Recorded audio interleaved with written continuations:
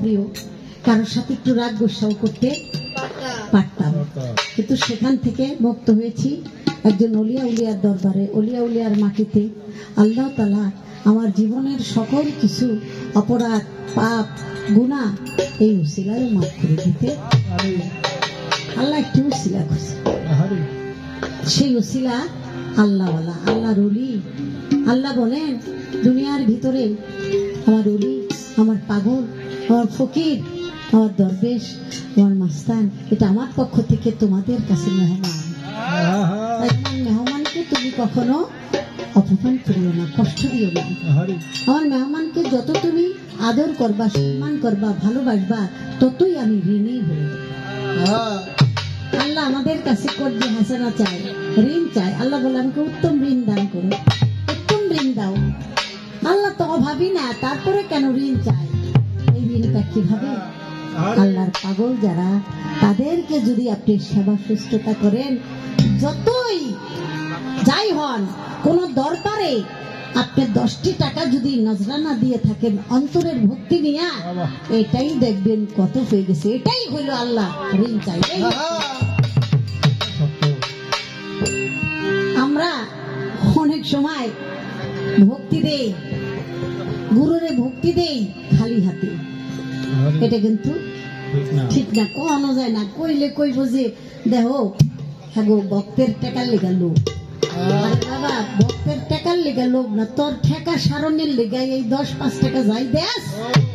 এটাই কি বড় একটা বোয়াল পাইতে হইলে অন্তত ছোট্ট একটা চেপা তো কিনুন লাগে।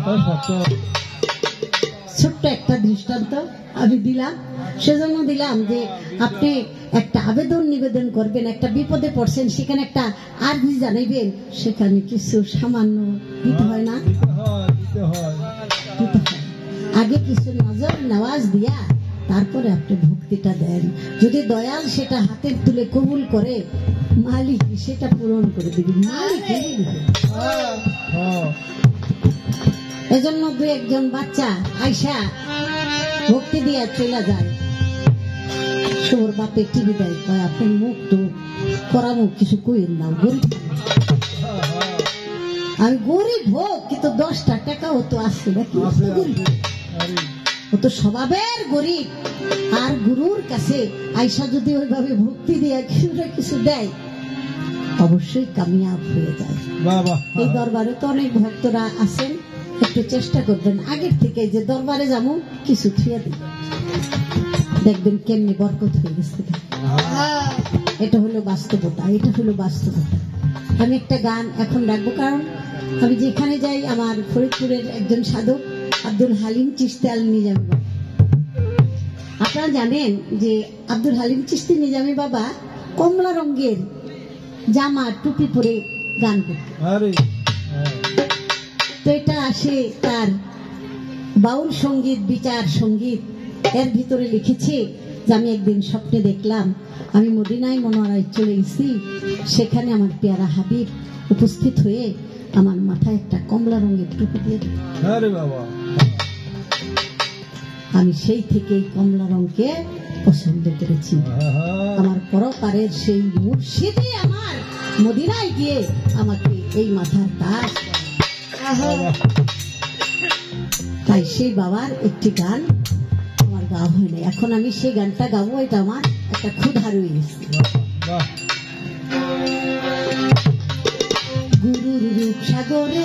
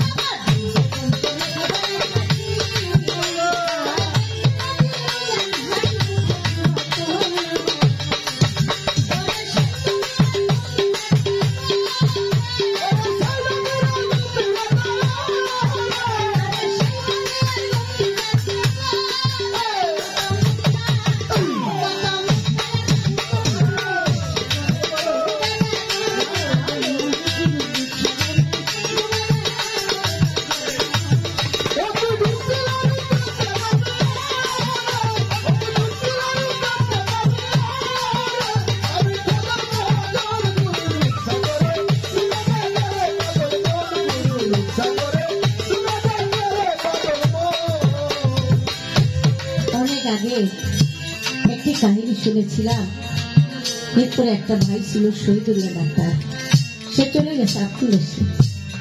তার পীরের দরবার নোয়াখালী ফেরি একজন মুর্শিদ কেবলা ছিল, তার নাম দুল্লা পীর।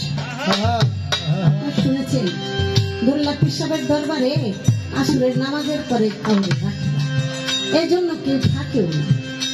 একটা ভক্ত একটু তেরা, সব দরবারে দু একটা তেরা ভক্ত থাকে, কিন্তু গুরু আবার ভালোবাসে, একটু মর্জি করে। ভক্তটা বসে আছে, তো গুরু বলে আপনি যাবেন না? ভক্ত বলে আমি যাব না। কেন যাবেন না? আমি দেখবো আসলে নামাজের পরে আপনি কি করেন, কাউরে রাখেন না। তখন ওই দুল্লা পীর সাহেব বলে আমি তো নদীর ওপারে যাব, আপনি যাবেন? বললে হ্যাঁ যাবো। নদীর পারে কোনো নৌকা নাই, বলে বাজি আমি কিন্তু সাঁতার জানি না, সাঁতার দিতে বলি। বলে যে না, আমি যেটা বলি সেটাই করো। তো গায়ের মধ্যে বাড়তি একটা কাপড় ছিল, সেটা বিছায়া সবাই বলছে আমি আগে দাঁড়াই, আপনি পিছনে দাঁড়ান, আমার পাঞ্জাবির কোনাটা ধীরা চক্ষু বন্ধ করে আপনি শুধু বলবেন দুল্লা দুল্লা। একটু বলবেন হ্যাঁ হ্যাঁ পারবো পারবো, এটুকু আমি বলবো। তো দুল্লা দুল্লা বলতে বলতে মাঝখানে যখন চলে গেছে, তখন ভালো করে কান পেতে শুনে কি যে দুল্লা পীর সাহেব বলতেছে মৌলা মৌলা। আমি ভক্ত পেতেছে এ আমার দুল্লা আর উনি কয় মৌলা। দুল্লা বাদ দিয়া মৌলা কওয়া ধরছে, যেই মৌলা কওয়া ধরছে এখন দুইটা যাইতেছে, খাতা দিয়ে হাতের মধ্যে ধরে কয়েকটা ডুবে যাচ্ছেন কেন? বাজি আমি তো দুল্লা বাদ দিয়ে মৌলা কওয়া ধরছি। কেন? আপনি যে কইতেছেন, বলে আমি যে কইতেছি তাই জন্য তুমি বলবা তুমি কি মাওলারে চিনো না মাওলা তোমাকে চিনো? যার সাথে সম্পর্ক নাই, যে চিনে না তোমাকে তারও তুমি চিনো না, তার নাম ধরে ডাকলে সে তোমাকে দেখাবে। এই পাগল, মাওলাকে যদি পাইতে হয় একজন দোল্লার দামা, দোল্লার মাঝেই মাওলাকে পেয়ে যাবে। এত দূরে খোঁজাখুঁজির দরকার নাই। বিবেক বুদ্ধি হারা হইয়া হাত বাড়াইয়া ডাকিস করে লাখ পাবি না অনেক দূরে। যার জন্য তোর ডাকাডাকি, তার সাথে তোর মাখামাখি। হ্যাঁ বলা হয়েছে খুঁজে দেখ, খুঁজে দেখ এই আখি হৃদয় মাঝে অল্প লাখ পাবি না অনেক। মহর্ষি মনমোহন বলেছে এই কথা। সামনে আমাদের যে দোল্লা উপস্থিত, এই দোল্লার দামান যদি ধরতে পারি, এই দোল্লার উসিলাই আমরা মাওলাকে পেয়ে যাব। দোল্লাকে ওভারটেক করে কেউ যদি মাওলার আশা করে, তাহলে সেই স্বভাবটাই হবে ইবলিশি স্বভাব। পরিশেষে এই কথাটাই ফের চলে আসলো। কারণ যদি ওসিলা ছাড়া আল্লাহ ইবাদতে খুশি হইতো, তাহলে সবচেয়ে পৃথিবীর বুকে সৃষ্টি করে মকরুমের মতো এত ইবাদতকারী কেউ নাই। কি বাবা, ইবাদতে যদি ওজন দেওয়া হয়, তাহলে মাকরুম আবিদি হইল সবচেয়ে বেশি ইবাদত। সেই ইবাদত করে পাওয়া যাবে না যদি ওসিলা না হয়। এই জন্য আমার হালিম বাবা বলেছে